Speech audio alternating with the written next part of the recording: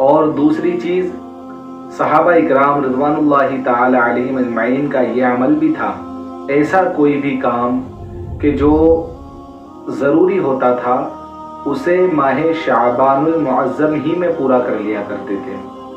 زکوٰۃ بھی اپنے مال کی نکال لیا کرتے تھے، اور بھی جتنے ضروری کام ہوتے تھے وہ اسی مہینے میں کر لیا کرتے تھے، تاکہ جو ماہ رمضان المبارک ہے جس میں اللہ کی رحمتیں چھما چھم برسا کرتی ہیں، اس مہینے میں صرف اور صرف اللہ کی عبادت کی جائے۔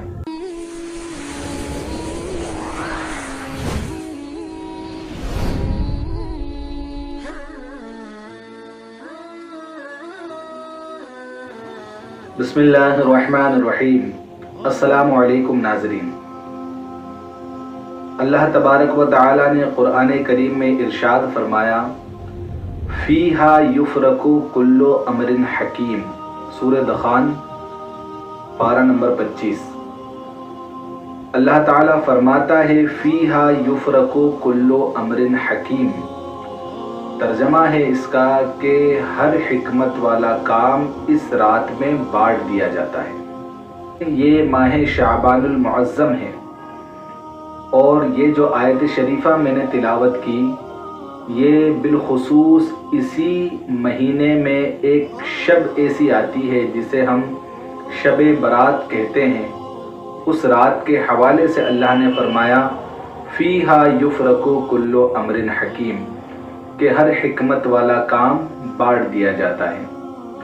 اس آیت کا خلاصہ یہ ہے اس کی تفسیر میں کہ اللہ تبارک و تعالی اس رات میں زندگی، موت، رزق اور جتنے بھی کام ہیں یہ تمام کام فرشتوں کے سپرد فرماتا ہے، اور پھر فرشتے ان کاموں کو انجام دیتے رہتے ہیں، اور اسی طریقے سے جس طریقے سے اللہ تبارک و تعالی نے ہمارے آقا صلی اللہ علیہ وسلم کو اور تمام انبیاء کرام علیہم السلام کو نعمتیں عطا فرمائی، اسی طریقے سے فرشتوں کو بھی اس شب برات سے لے کر اگلی شب برات تک کے اللہ تعالیٰ تمام کام ان کے ذمے فرماتا ہے، وہ اسی مہینے کی اسی شب یعنی شب برات میں۔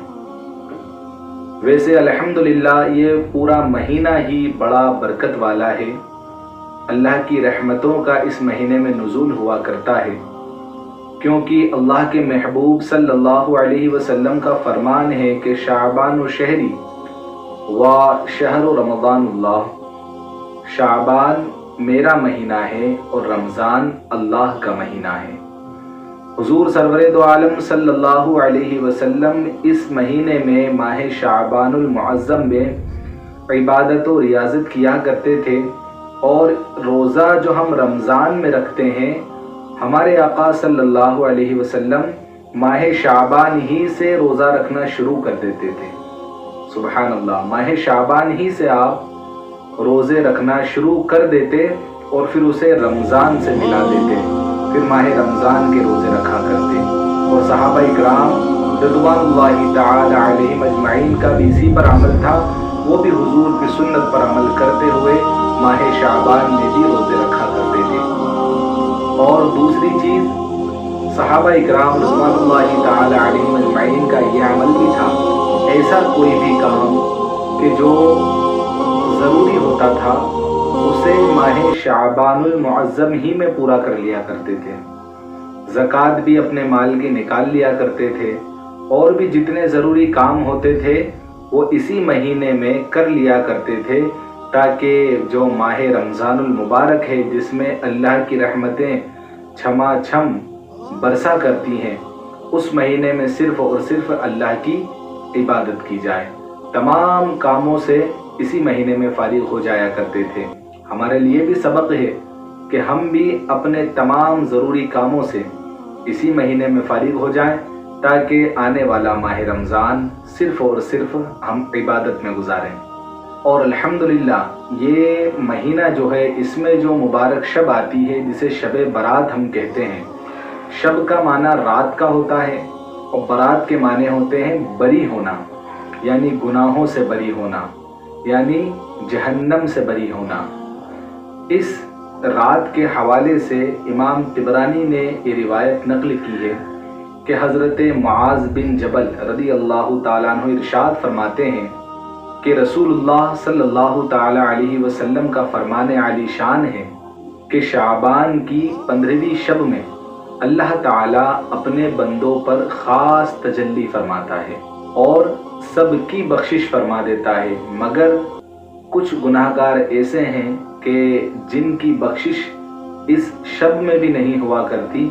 अगर वो सच्चे दिल से तौबा कर लें तो अल्लाह तबारक व ताला इस शब में उनके भी गुनाहों को माफ़ फरमाता है।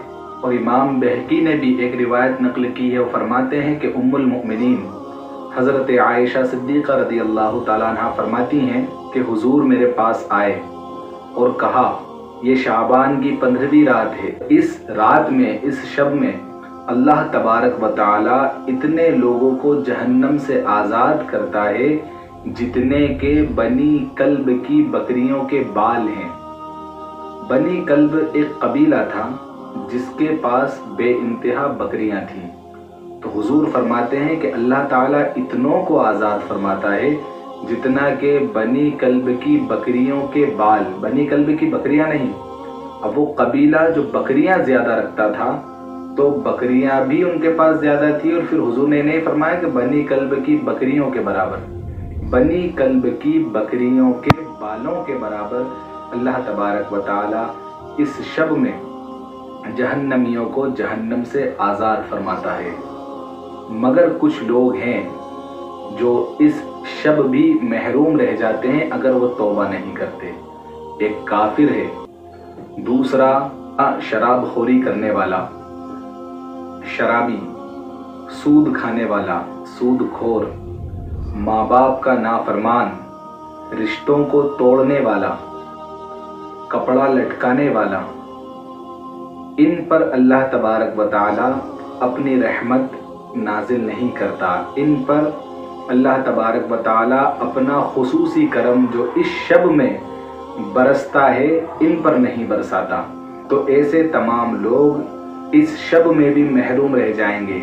अगर वो तौबा कर लेते हैं तो अल्लाह तबारक व ताला माफ़ फरमाएगा, वरना इस मुबारक शब में बनी कल्ब की बकरियों के बालों के बराबर बख्शिश होंगी, लेकिन वो इससे महरूम रह जाएंगे।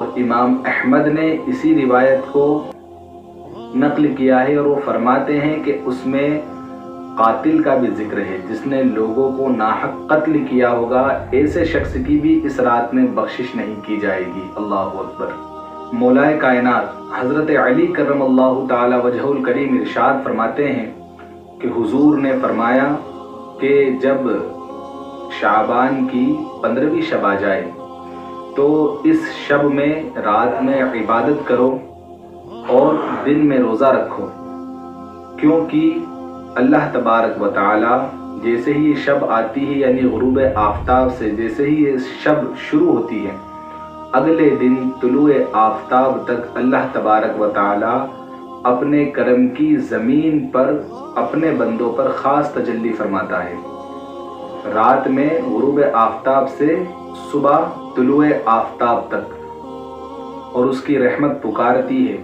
कि हे कोई बख्शिश तलब करने वाला कि मैं उसे बख्श दूं, हे कोई रोज़ी मांगने वाला कि मैं उसकी रोज़ी में बरकत दे दूं, हे कोई परेशानी में मुब्तला कि मैं उसकी परेशानी को दूर कर दूं।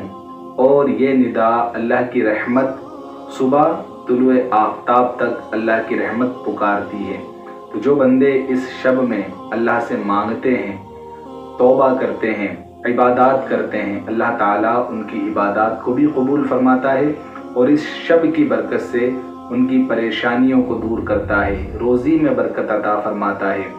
और अगर वो बख्शिश मांगते हैं तो अल्लाह तबारक व ताला उनकी बख्शिश फरमा देता है।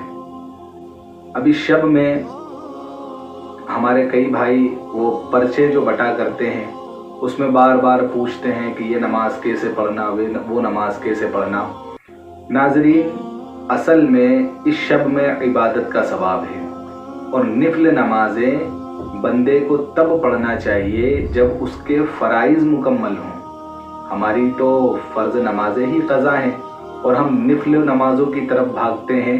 होना ये चाहिए कि उस शब इबादत का सवाब है। तो आप ये करें कि जितनी अपनी उम्र में पिछली क़ज़ा नमाज़ें हैं वो नमाज़ें आप रात में अदा करें तो इबादत भी हो जाएगी और आपकी क़ज़ा नमाज़ें भी अदा हो जाएगी। अल्लाह ताला आपको खूब बरकत अता फरमाएगा इंशाअल्लाह। और अगले दिन का रोज़ा रखें, अल्लाह तबारक व तआला उस रोज़े की भी आपको खूब बरकतें अता फरमाएगा। और अगर कर सकते हैं तो ये करें कि अल्लाह के महबूब सल्लल्लाहु अलैहि वसल्लम सिर्फ इसी महीने में नहीं बल्कि हर महीने की 13, 14 और 15 तारीख को रोज़े रखा करते थे, हर महीने की। तो आप ये करें कि 13 का भी रोज़ा रखें, 14 का भी रोज़ा रखें और 15 का जो एक ख़ास रोज़ा है माह शाबान का वो भी आप रखें। तो इंशाअल्लाह अज़ीज़ जो हुजूर की सुन्नत है, जो हर महीने हुजूर रोज़े रखा करते थे आपका, उस पर भी अमल हो जाएगा और माह शाबान की बरकतें भी अल्लाह तबारक व तआला आपको इंशाअल्लाह अता फरमाएगा। और हर महीने हुजूर 3 रोज़े रखा करते थे, चांद की 13, 14 और 15 तारीख को। और हुजूर इरशाद फरमाते हैं जिसने हर महीने के 3 रोज़े रखे अल्लाह तबारक व तआला हर रोज़ उसके 10 गुनाह को मिटा दिया करता है।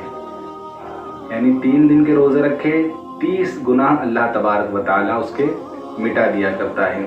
तो जितनी भी चीज़ें आपको बताईं, अल्लाह तबारक व तआला से दुआ है कि परवरदिगार आलम सबसे पहले मुझे और आप सबको उस पर अमल करने की तौफीक अता फरमाएं और इस माह शाबान हम सब को ज़्यादा से ज़्यादा इबादतें करने की तौफीक अता फरमाएं। और जिस तरीक़े से अल्लाह के महबूब सल्लल्लाहु अलैहि वसल्लम और तमाम सहाबा इस महीने को इबादत में गुजारते थे ताकि रमज़ान की तैयारी हो जाए, अल्लाह ताला हमें भी उस तरीक़े पर अमल करने की तौफीक अता फरमाए।